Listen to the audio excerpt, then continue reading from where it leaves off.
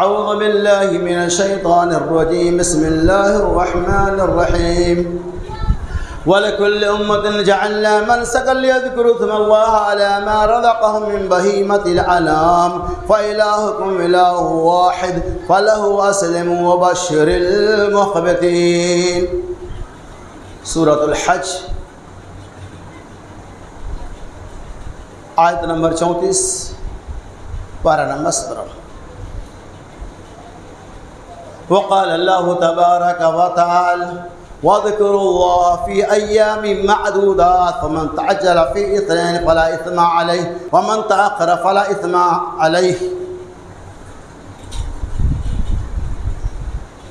سورة البقرہ آیت نمبر 203. ہر قسم کی حمد و تعریف، بڑائی اور کبریائی، ثناء اور خوبی، تعریفات اور تسبیحات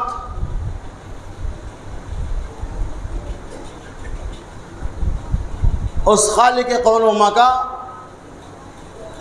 مالک ارض و سما کے لیے لائق و زیبا ہے، جس کی توفیق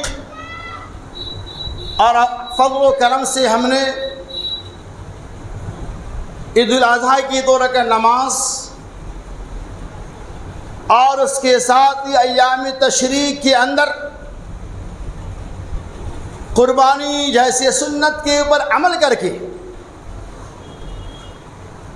اللہ تبارک و تعالیٰ کی رضا اور خوشی کو حاصل کی. اللہ سوائے کہ اللہ تبارک و تعالیٰ ہماری عید الاضحیٰ کی نماز اور قربانی جیسی عام سنت کو جس نے ہم نے ادا کیا، اللہ اسے قبول فرما لے. آمین یا رب العالمین. میرے دوستوں، بزرگوں، عزیز ساتھیوں، اسی قربانی کی مناسبت سے، اس جانور کی ذبیحہ کی تناسب میں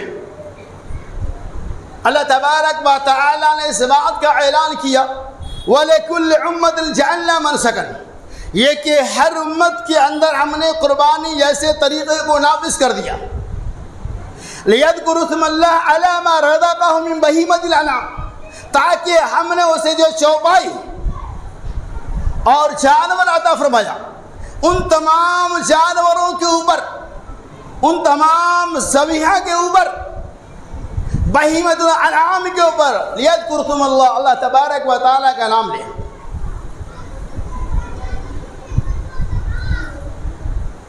فَإِلَٰهُكُمْ إِلَٰهٌ وَاحِدٌ، بس تمہارا معبود صرف ایک ہے. فَلَهُ أَسْلِمُوا وَبَشِّرِ الْمُخْبِتِينَ، اور تم اسی رب العالمین کے لیے اپنے آپ کو سیلنڈر کر دو، اسی رب العالمین کے لیے مطیع و فرما برداری کرنے والا بن جاؤ. وبشر المخبتین، اور اے نبی محمد صلی اللہ علیہ وسلم آپ عاجزی، انکساری اور جھکنے والوں کو بشارت سنا دیجیے. اللہ تبارک و تعالی نے سورۃ الحج کی آیت نمبر 34 کے اندر دنیا انسانیت کو یہ پیغام دیا کہ قربانی جو سنت ابراہیمی ہے، اس قربانی کا تعلق صرف امت محمدیہ سے نہیں، بلکہ ہر ایک امت کے اندر، ہر ایک دھرم کے اندر اپنے اپنے دھرم کے اعتبار سے قربانی جیسا عمل موجود ہے. ہر کوئی اپنے اپنے اعتبار سے، کوئی بلی کہتے ہیں، کوئی چڑھاوا کہتے ہیں، کوئی بھیٹ کہتے ہیں، وغیرہ وغیرہ. لیکن قربانی ہر مذہب کے اندر موجود ہے. اور اسلام نے جس قربانی کو تصور کو پیش کیا، اس کی وضاحت بھی آیت پاک کے اندر اس کا مقصد کیا ہے. لِيَذْكُرُوا اسْمَ اللَّهِ عَلَى مَا رَزَقَهُم مِّن بَهِيمَةِ الْأَنْعَامِ، مقصد یہ ہے کہ ان جانوروں کے اوپر تم صرف اور صرف اللہ تبارک و تعالیٰ کا ہی نام لو، اللہ کے علاوہ کسی اور کے نام سے جانوروں کو ذبح نہ کرو، اللہ کے علاوہ کسی اور کے لیے جانوروں کو قربان نہ کرو.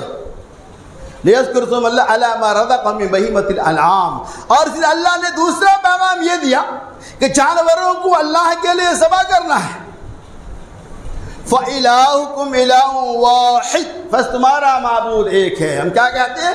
بسم اللہ اللہ اکبر. میں شروع کرتا ہوں اللہ تبارک و تعالیٰ کے نام سے، اللہ اکبر. جب ذبح کرتے ہیں تو ہم کیا کہتے ہیں؟ اللہ اکبر. اللہ تبارک و تعالیٰ سب سے بڑا ہے. یعنی آخر مرحلے میں جب جانور کے ذبح کرنے کا موقع آتا ہے تو اللہ تبارک و تعالیٰ رب العالمین سے وعدہ کرتے اللہ اکبر. اللہ سب سے بڑا ہے. اس کائنات کے اندر اللہ سے بڑھ کر کوئی نہیں ہے. اے اللہ تیرے علاوہ کوئی عبادت کے لائق نہیں. فَلَهُ أَسْلِمُوا، پس تم اللہ کے لیے مطیع فرما برداری کرنے والے بن جاؤ. پس تم اللہ کے لیے اپنے آپ کو جھکا دو، سیلنڈر کر دو. فَلَهُ أَسْلِمُوا، جب اپنے آپ کو سیلنڈر کر دیں گے، ہم اپنے آپ کو اللہ کے لیے جھکا دیں گے. جس طرح سے ہم نے جانوروں کو ذبح کر کے اللہ تبارک و تعالیٰ کی رضا کو حاصل کیا، ساری عبادتوں کو اسی طرح سے ہم اللہ کے لیے خاص کریں گے. فَلَهُ أَسْلِمُوا وَبَشِّرِ الْمُخْبِتِينَ. اے نبی ہماری ان بندوں کو جو ہمارے خاطر عاجزی انکساری کرتے ہیں، جو ہمارے خاطر جانوروں کو پیش کرتے ہیں، اے محمد صلی اللہ علیہ وسلم آپ انہیں ان کی عاجزی کی بنیاد پر، ان کی انکساری کی بنیاد پر، ان کو توجہ اللہ کی بنیاد پر، اللہ کی مطیع فرما برداری کرنے کی بنیاد پر بشارت اور خوشخبری سنا دیجیے. تو بڑے ہی خوش نصیب ہمارے جو بھائی جنہوں نے جانوروں کو ذبح کیا. الحمدللہ جانوروں کو ذبح کرنے میں آج مسلمان قربانی کے صوم و صلات میں پیچھے ہیں، لیکن قربانی کے معاملہ میں آگے ہیں. لیکن ہمیں دونوں معاملے میں آگے ہونا چاہیے. کیوں؟ چونکہ قربانی کا مقصد ہی یہی ہے کہ بندے کے تعلقات اللہ تبارک و تعالیٰ سے جڑ جائے، قائم ہو جائے. اسی لیے اللہ رب العالمین نے دوسری جگہ اعلان کر دیا کہ اللہ نے اعلان کیا لَن يَنَالَ اللَّهُ لُحُومُهَا وَلَا دِمَاؤُهَا وَلَكِنْ يَنَالُهُ التَّقْوَىٰ مِنكُمْ. یہ بھی سورہ حج کی آیت نمبر 36 ہے. اللہ نے پیغام دیا لَن يَنَالَ اللَّهُ لُحُومُهَا، اللہ کے یہاں ہمارا گوشت نہیں پہنچتا ہے، وَلَا دِمَاؤُهَا، اور نہیں خون پہنچتا ہے، وَلَكِنْ يَنَالُهُ التَّقْوَىٰ مِنكُمْ، بلکہ ہمارے دلوں کی پرہیزگاری، تقویٰ اور خشیت اللہ تبارک و تعالیٰ پہنچتا ہے. اور اسی خشیت کی بنیاد پر، اسی پرہیزگاری کی بنیاد پر، اسی تقویٰ کی بنیاد پر، اسی خالص نیت کی بنیاد پر ہمارے جانوروں کا بدلہ، ہمیں جزا ملے گا، ہمیں ان قربانیوں کا ثواب ملنے والا ہے. لیکن اگر کسی بندہ نے اپنے اس قربانی کے اندر ریا و نمود کو داخل کر دیا، اگر یہ ذہن و دماغ میں موجود ہے، یہ بات ہم نے اپنے دماغ میں بھر لیا ہے کہ ہم نے 1 لاکھ کا ایک بکرا لایا اور اخبارات کے اندر، رسائل کے اندر اپنے فوٹو اور جانوروں فوٹو کے ساتھ اپنے نام کو ایشو کراتے ہیں، اور مقصد یہ ہوتا ہے تاکہ ہمارا واہی ہو، ہمارا نام ہو جائے. فلاں سیٹ نے 1 لاکھ کا ایک بکرا ذبح کیا، 10 لاکھ کا 10 بکرا ذبح کیا. لوگوں کے دکھاوا مقصود ہو، شہرت مقصود ہو، تو ہمیں اس جانور کی قربانی کا کوئی فائدہ نہیں مل رہا ہے. ورنہ فیصلہ اللہ کرنے والا. قرآن نے کیوں کہا لَن يَنَالَ اللَّهُ لُحُومُهَا؟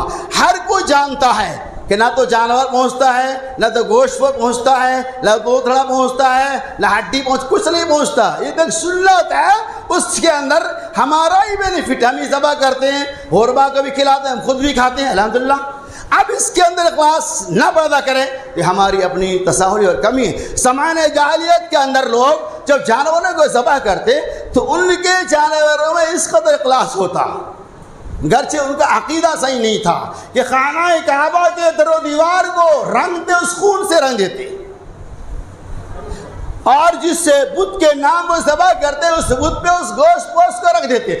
تصور یہ ہوتا کہ یہ اوپر تک پہنچ جائے گا، حالانکہ یہ مقصد اللہ تعالیٰ کو نہیں ہے. مقصد یہ ہے وَأَتِمُوا الْقَانِيَ وَالْمَوْتَرَ، جانور کا ذبح کرنے کے بعد تم اسے خود بھی کھاؤ، اپنے آپ کو بھی کھلاؤ، دوست و احباب کو بھی کھلاؤ، مانگنے والے اور نہیں مانگنے والے سب کو کھلاؤ. یہ کتنا بڑا انعام ہے اللہ کی طرف سے عید الاضحیٰ کا کتنا پیارا پیغام. ایک پیغام تو یہ ہے اس کے ذریعے ہمارے اندر ایثار و ہمدردی قربانی کا جذبہ پیدا ہو. دوسرا مقصد یہ ہے کہ غریبوں کو بہترین گوشت کھانے کا موقع ملے گا. الحمدللہ ملتا بھی ہے.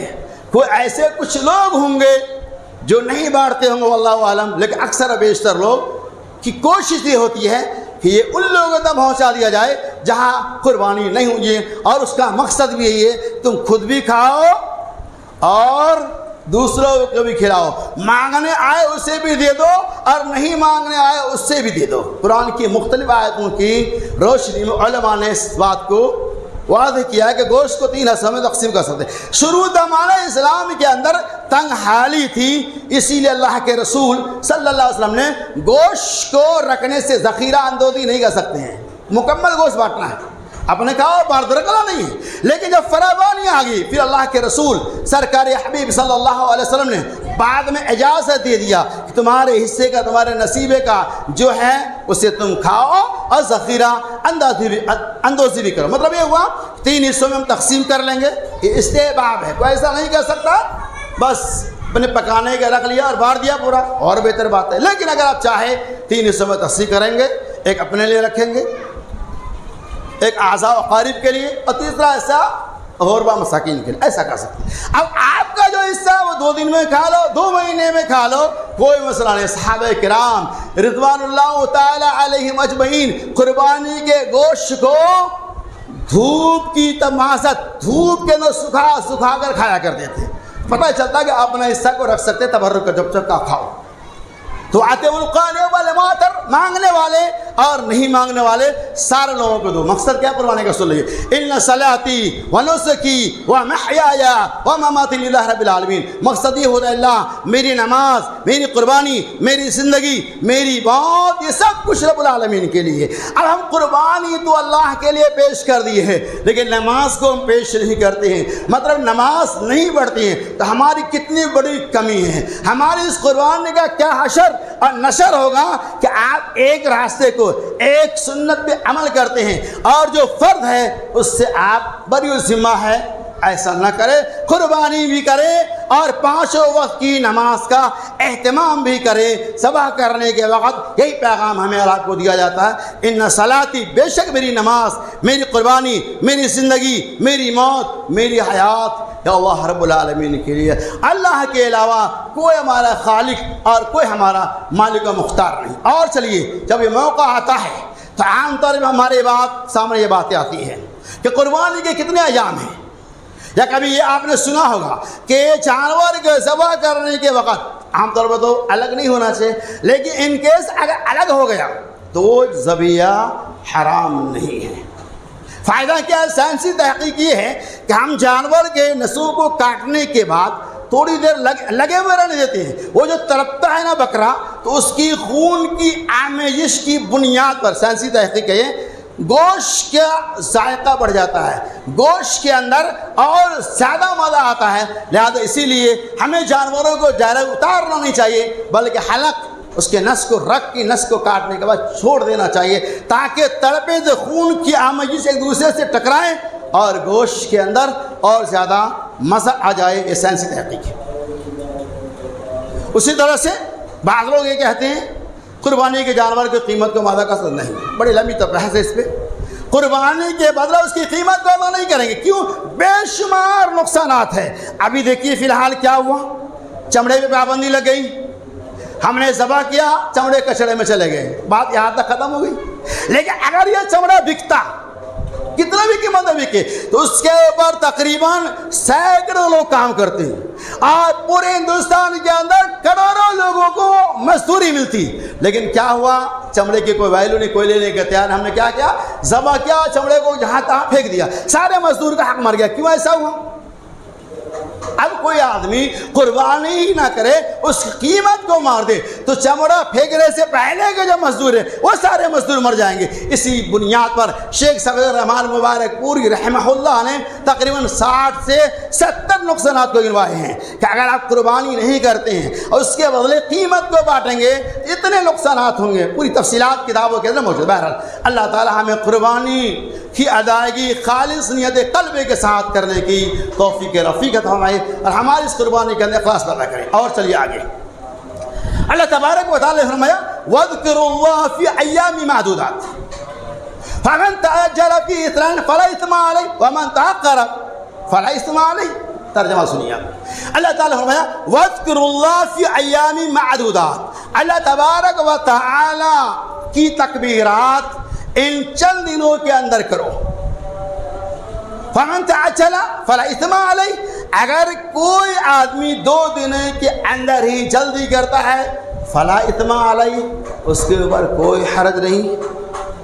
وَمَنْ تَأَخَّرَ فَلَا إِثْمَ عَلَيْهِ، اور اگر کوئی تاخیر بھی کرتا ہے یعنی ایام تشریق کے اندر تک کرتا ہے تو بھی کوئی حرج نہیں ہے۔ پتہ یہ چلا کہ یہاں میں بتانا یہ مقصود ہے کہ قربانی کے کتنے دن ہیں۔ عام طور پہ لوگوں کے بیچ جب یہ بات آپ کہہ دو کہ قربانی کے 4 دن ہیں تو ایک دم پھیل جاتی ہیں، یہ کون سی بات ہے قربانی کے 4 دن ہیں؟ انشاءاللہ میں اس کی پوری تفصیل دلائل کے روشنی میں واضح کروں گا۔ آپ کریں چوتھے دن نہ کریں وہ الگ مسئلہ ہے، لیکن چوتھے دن کی قربانی بھی مشروع ہے، جائز ہے، آپ کر سکتے۔ آئیے فی ایام معدودات، یعنی ان گنتی کے دنوں میں اللہ کی تکبیرات بیان کرو۔ ایام معدودات سے مراد مفسرین نے ایام تشریق لیا ہے۔ آج سب سے پہلے میں سناتا ہوں، امام اعلیٰ حضرت احمد رضا خان صاحب کی کتاب تفسیر ہے کنز الایمان، جس کے ترجمہ انہوں نے کیا ہے کہ ایام معدودات سے مراد ایام التشریق ہے، یعنی فی ایام معدودات، گنتی کے دنوں میں اللہ کی تکبیرات کو بیان کرو، قربانی کے سنت کے اوپر عمل کرو۔ تو انہوں نے ایام معدودات، ایام سے مراد ایام التشریق لیا، انہوں نے ایام التشریق کہا۔ اور چلیے آگے، دیوبند کے ایک بہت بڑے عالم شیخ شمزادہ، شیخ پیر شمزادہ، ان کی تفسیر دعوت القرآن آیت نمبر یہی ہے 203 کی تشریح میں ترجمہ بیان کرتے انہوں نے کہا کہ ایام معدودات سے مراد ایام التشریق ہے۔ ایام التشریق کی انہوں نے وضاحت بھی کیا، کس نے؟ شمس پیر زادہ نے وضاحت بھی کیا۔ ایام التشریق سے مراد 11، 12 اور 13، یعنی 11 ذی الحجہ، 12 ذی الحجہ، 13 ذی الحجہ، یہ ایام التشریق کے دن ہیں، یعنی ان دنوں کے اندر آپ قربانی کر سکتے ہو۔ اور چلیے آگے، امام شافعی رحمۃ اللہ علیہ بھی اسی بات کی قائل ہیں کہ ایام التشریق سے مراد 11، 12، 13 ذی الحجہ ہے۔ اسی طرح سے امام مالک رحمہ اللہ علیہ بھی ایام التشریق سے مراد 11، 12، 13 لیتے ہیں۔ اور آگے چلیے، امام ابو حنیفہ رحمہ اللہ علیہ ایام التشریق سے مراد 11 اور 12 تاریخ لیتے ہیں۔ ان کے یہاں ایام التشریق صرف 2 ہی دن ہیں۔ انشاءاللہ میں اس کے دلائل کا پیش کرنے کے بعد جو تعارض ہے میں اس کا دفعیہ پیش کروں گا حدیث کی روشنی میں کہ 12 صحیح ہے کہ اور چاہیے۔ تو امام حنیفہ رحمۃ اللہ علیہ 11 اور 12 کے قائل ہے، ایام التشریق 2 دن مانتے ہیں۔ اور چاہیے ہے امام ابو حنیفہ رحمۃ اللہ علیہ کے استاد امام زہری رحمۃ اللہ علیہ وہ ایام التشریق کے 3 دن قائل ہے، 11، 12 اور 13۔ تو کیا پتہ چلا کہ علماء کرام کی کثیر تعداد ایام التشریق سے مراد 11، 12 اور 13 ہی لیتے ہیں، اور راجح قول بھی یہی ہے، اس میں کوئی شبہ نہیں۔ اور میں آپ کو بتاؤں آج سے تقریباً 30 سال 35 سال اس سلاٹر ہاؤس کے اندر بھی، دیونار کے اندر بھی 4 دن قربانی ہوتی تھی گورنمنٹ کی طرف سے، پھر چوتھے دن بعد میں بینڈ لگا دیا گیا۔ بہرحال اس کے تفصیل میں جانے کی ضرورت نہیں ہے۔ تو ایام التشریق کے کل مدت کتنے میں؟ 3، اور یوم النحر وہ الگ ہے۔ یوم النحر کو جھنڈ کریں گے تو قربانی کے 4 دن ہو جائیں گے۔ اس کے دلائل پہ ذرا غور کرتے ہیں۔ عن انس بن مالک رضی اللہ عنہ ان رسول اللہ قال ان رسول اللہ صلی اللہ علیہ وسلم نہا عن صوم 5۔ دار القطنی حضرت انس بن مالک رضی اللہ تعالی عنہ کہتے ہیں، غور دو دنیا، رسول اللہ صلی اللہ علیہ وسلم نے ہم لوگوں کو نهى عن صوم 5 أيام في السنة: أيام التشريق، يوم الفطر، ويوم النحر. نبی اکرم صلی اللہ علیہ وسلم نے ہم لوگوں کو سال میں فی السنہ، سال میں 5 دن روزہ رکھنے سے منع فرمایا. نہ دارقطنی. حضرت انس بن مالک رضی اللہ تعالی عنہ کہتے ہیں، غور دنیا آپ، رسول اللہ صلی اللہ علیہ وسلم نے ہم لوگوں کو نہى عن صوم 5 أيام في السنة: أيام التشريق، يوم الفطر، ويوم النحر. نبی اکرم صلی اللہ علیہ وسلم نے ہم لوگوں کو سال میں فی السنہ، سال میں 5 دن روزہ رکھنے سے منع فرمایا. نہ عن صوم 5 فی السنہ. نبی اکرم صلی اللہ علیہ وسلم نے ہم لوگوں کو سال میں 5 دن روزہ رکھنے سے منع فرمایا. ایام تشریق، ایام تشریق وثلاثۃ ایام تشریق، 3 دن ایام تشریق کے. اور تو سنیں آپ، ویوم الفطر، اور 1 دن الفطر کا، ویوم النحر، اور 1 دن یوم النحر یعنی عید الاضحیٰ کا. کل ملا کے 5 دن ہو گئے. اب اس حدیث کی روشنی میں امام حنیفہ رحمۃ اللہ علیہ کے جو قول ہے 2 دن کے، 2 اور پلس یہ 2 یعنی عید الفطر اضحیٰ 2 دن ملائیں گے تو کیا ہوگا؟ صرف 4 دن ہوتے ہیں، جو حدیث سے بالکل خلاف ہے. تو خلاصہ کلام یہ ہے قربانی کے 5 دن. اسی طرح سے حضرت علی کرم اللہ وجہہ کی مسند احمد وغیرہ کی روایتیں ہیں کہ حضرت علی رضی اللہ تعالی عنہ فرماتے ہیں ایام تشریق کے 3 دن اور یوم الفطر اور یوم النحر وہ الگ الگ ہے. تو پتہ یہ چلا کہ 3 دن ایام تشریق ہے اور 1 دن یوم النحر ہے. یعنی قربانی کا جو اصل دن ہے وہ یوم النحر 10 ذی الحجہ، پہلی تاریخ، پہلے دن جو نماز کے وقت ادا کرتے ہیں اسے یوم النحر کہا جاتا ہے. اور اس کے بعد جو 3 دن ہے اسے ایام التشریق کہتے ہیں. تو یہ کل ملا کر 4 دن ہو جاتے ہیں. گویا کہ 4 دن قربانی مشروع، جائز اور سنت ہے. اور بات ہے کہ مقام کے اعتبار سے افضلیت اور غیر افضلیت میں کچھ نہ کچھ ضرور فرق ہے، لیکن کتاب و سنت کی روشنی میں یہ دلائل ہمارے سامنے موجود ہیں کہ ہم اور آپ قربانی 4 دن تک الحمدللہ ہم لوگ گاؤں میں اور آپ کے علاقے میں ہوتا ہوگا، یہاں بھی جو کرنا چاہیں کر سکتے ہیں. لیکن پہلے دن کا جو ثواب ہے وہ دوسرے دن کا نہیں، اور دوسرے دن کا جو ثواب ہے وہ تیسرے دن کا نہیں، تیسرے دن کا جو ثواب ہے وہ چوتھے دن کا نہیں. لیکن چوتھے دن قربانی مشروع ہے. ثواب میں تھوڑا بہت فرق ہو سکتا ہے لیکن قربانی ہو سکتا ہے. تو اللہ تعالیٰ ہم بیان وَاذْكُرُوا اللَّهَ فِي أَيَّامٍ مَّعْدُودَاتٍ، تم ان گنتی کے دنوں میں اللہ تبارک و تعالیٰ کا تکبیرہ بیان کرو. یہاں منع کے میدان جہاں حجاج وغیرہ 11، 12، 13 تک وہاں جمرات کو اس شیطان کو کنکری ماں سے، اسی کنکری کے بارے میں اللہ نے اعلان کر دیا کہ اس کا آخری وقت 13 ذی الحجہ تک ہے. لیکن کوئی آدمی اگر 12 ذی الحجہ کو ہی کنکر نہیں مارنے کے بعد وہ واپس چلے آتے ہیں تو کوئی حرج نہیں ہے، فلا حرج علیہ، اس کے کوئی گناہ نہیں، فلا اثم علیہ، اس کے اوپر کوئی گناہ نہیں ہے. مطلب یہ ہوا کہ حجاج کرام جو حج کرنے کے لیے آتے ہیں ان کے آخری جو حج کے ارکان میں داخل ہے وہ 13 ذی الحجہ تک ہے. لیکن اجازت ہے کہ 12 ذی الحجہ کو کنکری مار کر آنا چاہے تو آ سکتا ہے، لیکن افضل ہے کہ 13 کی جو سورج کے غروب سے پہلے تک وہ مار سکتا ہے. خلاصہ کلام یہ ہوا کہ یہ قربانی ہم نے پیش کیا، اس کا مقصد یہ ہے کہ اللہ کی رضا حاصل ہو. اس کا مقصد یہ ہے کہ ہمارے اندر اثار و ہمدردی، قربانی کا حوصلہ اور جذبہ پیدا ہو جائے. اس کا مقصد یہ ہے کہ اللہ جس طرح سے جانوروں کو خالص تیرے نام پہ ذبح کر کے اللہ اس قربانی کو پیش کی ہے، اللہ وعدہ کرتے ہیں تیرے نام پہ جس طرح سے آج ہم نے جانوروں کو پیش کیا ہے، اللہ ضرورت پڑی تیرے نام پہ اپنے تجوری کے خزانوں کو بھی بہا دیں گے. اللہ جانی اور مالی اور روحانی جس طرح کبھی قربانی کا موقع ملے گا، اللہ تیرے دین کی نشر و اشاعت کے خاطر، تیرے دین کی عبادت کے خاطر ساری قربانیوں کو پیش کرنے کے لیے ہم تیار ہیں. یہ مقصد ہوتا ہے اصل میں قربانی کا. تو لہٰذا اللہ سے دعا ہے کہ اللہ تعالیٰ جس طرح سے ہم نے قربانی جیسی سنت ابراہیمی کے اوپر عمل کر کے اس سنت کے تقاضوں کو پورا کر دیا۔ اللہ ہمیں اس کے ساتھ ساتھ 5 وقت کی نماز کی بھی پابندیاں کرنے کی توفیق عطا فرما دے۔ اللہ ہمارے جن بھائیوں نے بھی اس سنت ابراہیمی پہ عمل کیا، قربانی کو اللہ تیرے نام پہ ذبح کیا، اللہ ان کے جانوروں میں اخلاص پیدا کر دے۔ اللہ جن بھائیوں نے بھی عید الاضحیٰ کی نماز ادا فرمائیے، اللہ ان کی نماز دوگانہ کو قبول فرما لے۔